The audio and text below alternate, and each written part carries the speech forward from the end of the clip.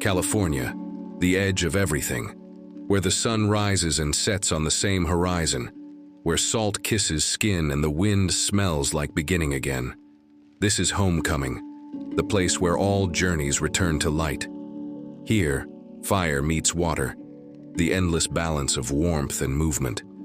In Ayurveda, that's Pitta and Vata finding their rhythm, passion anchored by breath, energy softened by ease.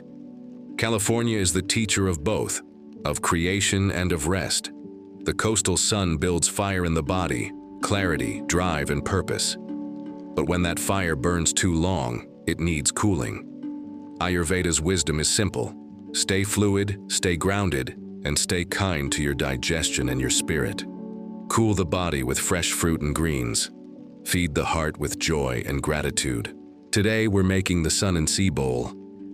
It's a fresh, bright blend of grilled shrimp or tofu, citrus segments, and creamy avocado, all tossed with wild rice and a drizzle of lemon ginger dressing.